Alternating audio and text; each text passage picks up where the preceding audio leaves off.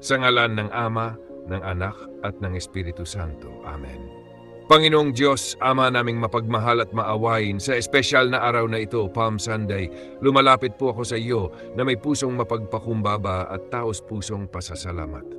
Salamat po sa buhay, sa kaligtasan, at sa walang hanggang pagmamahal na iyong ipinakita sa amin sa pamamagitan ni Jesus, ang aming tagapagligtas. Panginoon, sa araw na ito, tinatanggap po namin ka sa aming mga puso at buhay. Naway maging sentro ka ng lahat ng aming iniisip, sinasabi at ginagawa. Tulungan mo po kaming maging tapat na tagasunod, handang maglingkod at magmahal tulad ng ginawa ni Jesus sa amin. Panginoon, sa espesyal na araw na ito, ipaalam mo po sa amin ang kahalagahan ng kababaang loob, pagmamahal at pagkakaisa.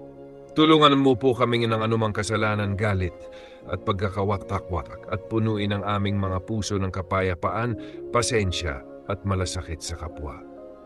Sa bawat sandali ngayong Palm Sunday, gabayan mo po ang aming pamilya, mga kaibigan at ang lahat ng nakikinig sa panalangin ito. Ipinagkakaloob namin sa iyo ang aming mga alalahanin, mga pangarap at mga problema, at nagtitiwala kami na ikaw ang magbibigay ng liwanag, paggabay at pag-asa sa aming buhay. Panginoon, tulungan mo po kaming alalahanin ang kahalagahan ng pagdiriwang ng mahal na linggo. Naway maging inspirasyon sa amin ang buhay at sakripisyo ni Jesus upang magbago, magmahal ng higit at maging mas mabuting tao sa aming kapwa. Sa aming paglakad sa araw na ito at sa mga susunod pang araw, patnubayan mo po kami sa lahat ng oras. Palakasin mo ang aming pananampalataya at punuin ang aming mga puso ng pasasalamat sa lahat ng iyong biyaya. Panginoon, ipagkaloob mo rin po ang kalusugan, proteksyon at pagpapala sa aming pamilya. Gabayan mo po ang aming mga hakbang, ang aming mga salita at ang aming mga desisyon upang ikaw ang maging sentro ng lahat ng aming ginagawa. Sa oras ng panghina, pagod o takot, palakasin mo po kami.